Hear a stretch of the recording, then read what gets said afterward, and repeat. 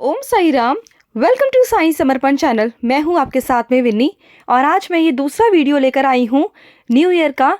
आज साल का आखिरी दिन है, हमारा साल जो आज ख़त्म होने वाला है। कल से हम एक नए साल में कदम रखने जा रहे हैं और हमें हर चीज़ का ना अच्छे से स्वागत करना चाहिए, चाहे वो साल हो, दिन हो या कुछ भी। हमारे पास अगर कोई अच्छी चीज़ आने वाली होती है ना, कोई नई चीज़ आने वाली होती है तो उसका अच्छे से खुशी से स्वागत करना चाहिए। तो दोनों हाथ फैला कर ना अच्छे से स्वागत कीजिए अपने नए साल का, इस उम्मीद के साथ, इस खुशी के साथ कि आने वाले साल में हमारे साथ बहुत अच्छा होगा, बहुत बहुत अच्छा होगा और हमारे साईं हमारे लिए बहुत कुछ करेंगे, बहुत कुछ नया करेंगे। और जो हमारा पुराना साल जो जा रहा है, आज उसको टाटा बाय बाय करेंगे। जो भी हमसे गलतियां हुई हैं ना इस साल, वो हम सबको पता है, सबको। तो हम उन गलतियों को दोबारा नहीं दोहराएंगे। प्रण लीजिए कि हम उन गलतियों को दोबारा नहीं दोहराएंगे। और जिन लोगों से नाराज़ थे, जिन लोगों ने हमारा दिल दुखाया था, तो उन्हें माफ़ करेंगे और आगे बढ़ेंगे। क्योंकि अगर हम कुछ नया करते हैं ना, तो पुरानी चीज़ों को रख कर ना हम खुश नहीं रह पाएंगे। तो माफ़ कर दीजिए उन लोगों को जिन्होंने आपके साथ में गलत किया, उन्हें माफ़ कीजिए और जाने दीजिए, भूल जाइए उन लोगों को, इग्नोर मार दीजिए और अपनी नई ज़िंदगी में कदम रखिए और शुरुआत कीजिए अपनी नई ज़िंदगी का, अपने नए साल का, एक नए दिन से, एक अच्छे दिन से। बाबा की मूरत देख के, बाबा की सूरत देख के शुरू कीजिए। सुबह आप जब उठेंगे तो बाबा का फेस देखकर उठना और जब सोएंगे ना तो हाथ जोड़कर बाबा से बोलना कि बाबा मुझे रात को दर्शन दीजिए। और अगले दिन सुबह जब मैं उठूं तो आप मेरे सामने हो, आपका चेहरा मेरे सामने हो बाबा, और ये दिन की शुरुआत आपसे हो। और हमेशा ना ज़िंदगी भर जब तक मेरी सांसें हैं ना, आप मेरे साथ रहना, आप मेरा हाथ थामे रखना। और इस साल हमें कुछ चीज़ें करनी है जो मैं आपको पॉइंट टू पॉइंट बताने वाली हूँ, वो आप इंक्लूड करना अपनी लाइफ में, अपने इस साल में। देखना बहुत कुछ चेंजेस आएंगे आपकी लाइफ में। और जो लोग ना उम्मीद होकर बैठे हैं ना, उन्होंने हार मान ली है अपनी ज़िंदगी से, तो उन्हें हार नहीं माननी। बाबा पर विश्वास रखना है। जब तक आखिरी सांस है तब तक लड़ना है, आपको लड़ना होगा। खड़े हो और लड़ो, क्योंकि बाबा भी तब तक कुछ नहीं कर सकते जब तक आप खुद खड़े होके अपना हथियार नहीं उठाओगे। जब तक अपने लिए नहीं लड़ोगे ना, तो बाबा भी कुछ नहीं कर सकते। बाबा आपका साथ दे सकते हैं, बाबा आपको रास्ता दिखा सकते हैं, लेकिन उन रास्तों पर चलना आपको खुद होगा, आपको खुद खड़ा होकर चलना होगा। तो चलिए स्टार्ट करते हैं कि आपको इस साल क्या क्या चीज़ें करनी है। सबसे पहला, आपको खुद को सबसे ज़्यादा प्यार करना है, सबसे ज़्यादा खुद को प्यार करना है। क्योंकि हमारे बाबा क्या कहते हैं, सबसे पहले सर्वोत्तम अपने आप को रखो, सर्वोपरि अपने आप को रखो। तुम सबको प्यार करते हो इस दुनिया में, अपने परिवार को, अपने दोस्तों को, हर किसी को आपने वो इज्जत दी है, वो कद्र करी है सबकी।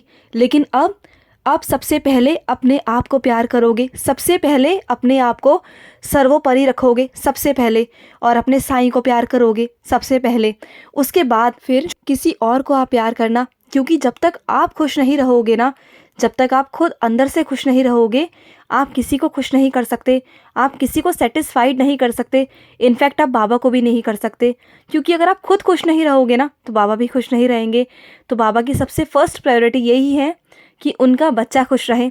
तो आपको खुद से प्रण लेना होगा, खुद से वादा करना होगा, चाहे कैसी भी परिस्थिति क्यों ना हो, कितनी भी प्रॉब्लम्स क्यों ना आ जाए, लेकिन सबसे पहले हम खुद से प्यार करना सीखेंगे। खुद से प्यार करना आपको सीखना होगा सबसे पहले। और दूसरा, आपको अपनी दिनचर्या में कुछ चेंजेस करने होंगे। जैसे हमारे साथ होता है ना कि कई लेडीज़ जो होती हैं वो वर्किंग होती हैं और कई घर में काम कर रही होती हैं, हाउसवाइफ होती हैं। तो दोनों को ही ज़रूरत है कि वो अपने दिनचर्या में कुछ प्लान करें, कुछ चेंजेस करें। जैसे कि टाइमिंग सेट करें कि हमें कितने बजे से कितने बजे तक क्या करना है। क्योंकि जो वर्किंग लेडी होती है, उन्हें घर भी संभालना होता है और बाहर भी संभालना होता है। तो वो मैनेज करें अपने टाइम को, जो शेड्यूल है आपका, उसे टाइम टू टाइम सेट करें। और दूसरा, जो घर की लेडीज़ हैं, घर की वर्किंग लेडीज़ हैं, वो घर का काम करने के बाद अपने लिए भी कुछ वक्त निकालें। क्योंकि उनके पास खुद के लिए कभी वक्त नहीं होता। वो सबको तो वक्त देती हैं, लेकिन खुद के लिए कभी नहीं होता। और बाबा का भी टाइम सेट करें पूजा पाठ करने का। एक पर्टिकुलर टाइम बनाएं बाबा से जुड़ने का, बाबा से प्यार करने का। और साइंस और चरित्र पढ़ने का भी रोज़ एक नियम बनाइए अपने ज़िंदगी में कि रोज़ आपको एक अध्याय तो पढ़ना ही पढ़ना है। अगर आप पूरा एक अध्याय नहीं पढ़ पा रहे हो तो जितना आप पढ़ सकते हो उतना पढ़ो, एक पैराग्राफ पढ़ो, एक पेज पढ़ो, लेकिन पढ़ो ज़रूर। और कई लोगों से मैं ये कहना चाहूँगी कि कई लोग क्या करें, कॉपी ले लें और ओम साई राम लिखना शुरू करें। उससे कॉन्सेंट्रेशन पावर बहुत अच्छी होती है। आप ये भी स्टार्ट कर सकते हो, नाम जाप करना शुरू करें बाबा का। इससे भी बहुत कुछ लाइफ में चेंजेस आते हैं। स्मरण करना इज़ वेरी इंपॉर्टेंट। तीसरी बात, अपने दिल की बातों को किसी से शेयर ना करें। आपकी ज़िंदगी में कुछ एक आधी ऐसे पर्सन्स होंगे, कुछ ऐसे लोग होंगे जिन पर आप बहुत विश्वास करते होंगे, सिर्फ उन्हीं से कीजिए। अगर वो भी नहीं है ना तो बाबा है ना। प्रण लीजिए कि अपनी दिल की बातों को किसी से शेयर नहीं करेंगे, किसी से नहीं कहेंगे, क्योंकि वही बातें आपके आगे चल कर ना आपके लिए कमज़ोरी बन जाती हैं, आपके लिए नुकसान बन जाती हैं और सामने वाले की ताकत बच जाती है। और ये आपके साथ हुआ भी होगा। तो इस साल ये प्रण लीजिए कि आप चाहे कुछ भी हो जाए, अपने दिल की बातों को अपने तक रखेंगे, या फिर अपने जो एक दो लोग हैं उनसे कहेंगे, या फिर बाबा से कहेंगे। अपनी बातों को शेयर नहीं करेंगे, किसी से नहीं करेंगे कि आगे चल के आपको प्रॉब्लम फेस करनी पड़े। और चौथी, कि जब भी आप खाली हों तो अपने आप को खाली नहीं रखना है। आपको उस टाइम में अपना टाइम का यूटिलाइज़ करना है। आप चाहे तो बहुत कुछ नया नया सीख सकते हो। आजकल नेट पे सब कुछ अवेलेबल है। आप घर बैठे बैठे बहुत कुछ नया नया सीख सकते हो।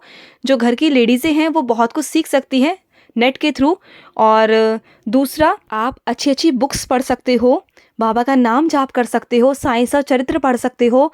और जो घर की लेडीज़ें हैं वो बहुत कुछ सीख कर अपना छोटा मोटा काम स्टार्ट कर सकती हैं। और घर की लेडीज़ों में भी बहुत सारा टैलेंट होता है, वो बहुत कुछ नया नया कर सकती हैं अपने शौक के अकॉर्डिंग। बस खाली नहीं रहना। कहते हैं ना, खाली दिमाग शैतान का दिमाग। तो आपको खाली रहना नहीं है, क्योंकि अगर आप खाली रहोगे ना तो आपको फिर वही पुरानी बातें याद आएंगी और आप परेशान होगे। तो उन पुरानी बातों को तो याद करना नहीं है। तो इसलिए अपने आप को जितना हो सके ना बिजी रखिए। 5th पॉइंट, अपने आप को अहमियत देनी है। आपने सबको अहमियत दी है, अब सबसे पहले अपने आप को भी अहमियत देनी है। अपने आप को भी सबसे आगे रखना है। अपनी खुद की कदर करनी है, अपनी खुद की इज्जत करनी है। आप जानते हो, अगर आप खुद की इज्जत नहीं करोगे ना तो कोई आपकी इज्जत नहीं करेगा। तो अपनी इज्जत करना सीखिए, अपने आप को खुश रखना सीखिए। जिस दिन आपने अपनी इज्जत करना सीख लिया, सबसे पहले अपने आप को अहमियत देना सीख लिया ना, तो उस दिन ये दुनिया आपके कदमों में होगी। वो आपको बहुत प्यार करेगी, आपको अहमियत देगी, आपकी वैल्यू समझेगी। इस वक्त आपने क्या किया हुआ है, अपनी वैल्यू को गिरा कर रखा हुआ है, क्योंकि आपने सबको अहमियत दी है, सिर्फ खुद को छोड़कर अपने आप को हमेशा नज़रअंदाज किया है। जो अब नहीं करना तो बिल्कुल नहीं करना। अपने आप से प्रॉमिस लीजिए कि आप अपने आप को सबसे आगे रखेंगे, अपनी अहमियत करेंगे, अपनी इज्जत करेंगे, खुद की इज्जत करेंगे। 6 पॉइंट, जो भी बीमार है, जो भी बाबा के बच्चे बीमार हैं, वो अपना सही टाइम से दवाई लेंगे और उनके साथ साथ उदी जल भी लेंगे। अपना ये नियम बनाइए, रोज़ का नियम बनाइए, उदी जल लीजिए, दवाई भी खाइए। और जो आपको डॉक्टर ने एक्सरसाइज वगैरह बताई है, जो परहेज बताए हैं, वो भी आपको टाइम टू टाइम करना है। ऐसा नहीं है कि आपको परहेज नहीं करने, आपको परहेज भी करने हैं और साथ साथ दवाइयाँ भी लेनी है। और साथ में बाबा की उदी यानी कि बाबा का आशीर्वाद भी लेना है। तो आप जल्दी जल्दी ठीक हो जाएंगे। तो ये भी अपने लाइफ में इंक्लूड कीजिए। अगर डॉक्टर ने जैसा आपको परहेज बताया है वैसा परहेज कीजिए। ऐसा नहीं कि कुछ भी खा लिया। आपको टाइम टू टाइम अपना हर एक चीज़ मेंटेन करनी है, एक्सरसाइज करनी है, वॉक करनी है एज ए डॉक्टर्स एडवाइस। और आपको हमेशा अपने स्वास्थ्य का सबसे पहले ध्यान रखना है, क्योंकि अगर स्वास्थ्य है तो सब कुछ है। कहते हैं ना, जान है तो जहान है, तो बस वही है। अगर आपका स्वस्थ होगे, आप सही होंगे, तो आपका हर एक चीज़ में मन लगेगा। नहीं तो अगर आपका स्वास्थ्य ठीक नहीं होगा तो आपका किसी भी चीज़ में मन नहीं लगेगा, ना ही किसी काम में, ना ही पूजा में, ना पाठ में, किसी में मन नहीं लगेगा। तो सबसे पहले इम्पॉर्टेंट है अपने स्वास्थ्य का ध्यान रखना। तो वो आपको रखना है। ये बाबा का मैसेज है आपके लिए। बहुत लापरवाही करते हैं आप, तो आपको नहीं करनी है। अब नए साल से आपको रूटीन में अपना चेकअप भी कराना है और साथ साथ जो भी परहेज हैं वो करने हैं, दवाइयाँ लेनी है, बाबा का उदी जल लेना है। 7 पॉइंट है, अगर आप कोई बिजनेसमैन हो या फिर आप कहीं जॉब कर रहे हो या फिर आप स्टूडेंट हो, तो आपको हर एक चीज़ करने के लिए एक गोल बनाना होगा, एक प्लान बनाना होगा। अगर स्टूडेंट हैं तो आपको एग्ज़ाम से पहले प्रिपरेशन करने के लिए एक टाइम सेट करना पड़ेगा, अपना टाइम शेड्यूल बनाना पड़ेगा। अगर आप बिजनेसमैन हैं तो आपको देखना पड़ेगा कि आप आगे से आगे और इससे अच्छा क्या कर सकते हो। और अगर आप जॉब करते हो तो आप उस जॉब में आगे प्रमोशन के लिए, आगे बढ़ने के लिए और क्या आप कर सकते हो। और हर चीज़ का ना प्लान सेट करना बहुत ज़रूरी होता है। अगर हम किसी भी कंपनी में जाएंगे ना तो हर एक कंपनी में एक प्लान गोल किया जाता है, एक सेट किया जाता है कि किसी भी प्लान के अकॉर्डिंग ही काम चलते हैं। चाहे आप किसी कंपनी में काम करो, चाहे आप किसी स्कूल में काम करो, एज अ टीचर भी वो भी एक प्लान सेट करती हैं कि बच्चों को नेक्स्ट डे क्या पढ़ाना है। तो हर किसी का एक प्लान होता है, क्योंकि अगर आप अपने आप को टॉप पर ले जाना चाहते हैं ना, अगर कोई कंपनी आज टॉप पर है, कोई अगर स्कूल टॉप पर है, तो बिकॉज ऑफ प्लान्स। अगर कोई प्लान सेट करता है ना, प्लान्स के अकॉर्डिंग कोई काम करता है, तो उसे आगे बढ़ने से कोई नहीं रोक सकता, उसकी कामयाबी निश्चित होती है। तो आप कुछ भी करो, चाहे आप घर पे ही काम कर रहे हो, उसका भी एक प्लान सेट करो, एक प्लान बनाइए, उसके अकॉर्डिंग काम कीजिए, फिर देखना बहुत अच्छा होगा और सब कुछ आपके अकॉर्डिंग होगा, देखना आप। अब हम बात करेंगे अन्नदान के बारे में। मोस्ट इम्पॉर्टेंट टॉपिक है ये बाबा को सबसे ज़्यादा प्रिय है, क्योंकि बाबा ने कहा है अन्नदान सर्वश्रेष्ठ दान है। तो आपको अन्नदान तो करना ही करना है, चाहे आप हफ्ते में करो, चाहे आप महीने में करो, आपको करना ही करना है। अगर आप ये भी नहीं कर पा रहे हो ना, तो आप रोज़ क्या कीजिए, अपने घर में मंदिर के आगे एक गुल्लक बनाइए छोटी सी, रोज़ उसमें थोड़े से पैसे बाबा के नाम के डाल दीजिए। और हर महीने ना क्या कीजिए, उस गुल्लक को तोड़िए और हर महीने दान कर दीजिए बाबा के नाम पर। और अन्नदान करने के ना बहुत तरीके हैं। रोज़ जब आप रोटी बनाते हैं तो रोज़ एक रोटी एक कुत्ते की या गाय की निकालिए, ज़रूर निकालिए। अगर आप ऑफिस जा रहे हैं तो ऑफिस साथ लेके जाइए, रास्ते में चलते हुए दे दीजिए। कोई भी मिले उसे दे दीजिए, या फिर कोई जीव जंतु मिले उसे दे दीजिए, गाय मिले, कुत्ता मिले, कुछ भी मिले। आपको किसी की भी आत्मा को तृप्त करना है। आप एक मुट्ठी चावल लीजिए, वो चिड़ियों को डाल दीजिए। बाजरा लीजिए, वो डाल दीजिए। एक मुट्ठी आटा लीजिए, वो चींटियों को डाल दीजिए। देखना आपका अन्नदान हो जाएगा और आपको पता भी नहीं चलेगा आपके हाथों से कितने पुण्य कर्म हो जाएंगे। और पता नहीं कि बाबा आपसे कौन से रूप में, कब, किस समय आकर आपसे सेवा ले जाए, आप खुद भी नहीं पता कर पाओगे। क्योंकि बाबा तो कभी भी किसी भी भेष में आके ना कभी भी हमारी परीक्षा ले जाते हैं कि कौन बच्चा मेरे से कितना प्यार करता है। 9वां पॉइंट, अपने परिवार को भी वक्त दीजिए, उन्हें भी टाइम दीजिए, उन्हें भी आपकी ज़रूरत है। हमेशा पैसा ही सब कुछ नहीं होता। इस भाग दौड़ बड़ी ज़िंदगी में ना बहुत इम्पॉर्टेंट है रिश्ते। तो पैसा कमाना बहुत ज़रूरी है, लेकिन वो सिर्फ एक नीड के लिए, एक ज़रूरत के लिए।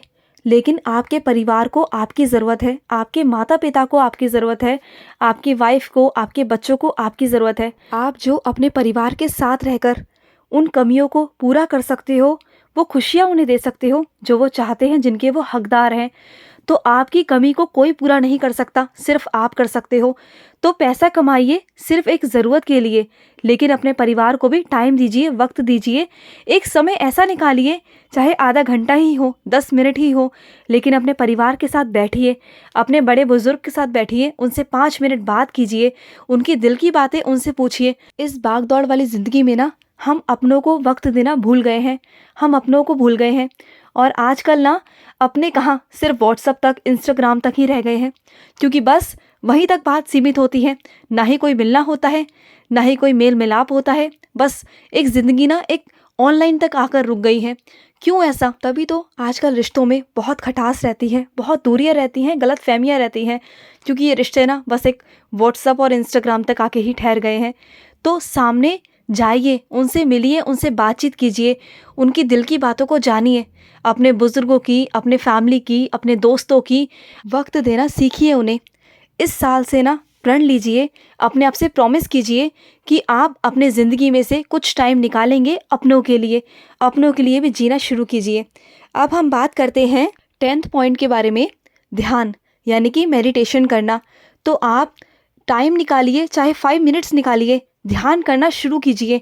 अगर आपका माइंड कॉन्सेंट्रेट नहीं होता ना, तो आप अगर ध्यान करेंगे, ध्यान करना सीख जाएंगे, अभ्यास करेंगे, रोज़ प्रैक्टिस करेंगे ना, तो आपको ध्यान करना आ जाएगा। और ध्यान करने से ना हमारा माइंड बहुत शांत रहता है, बहुत शांत।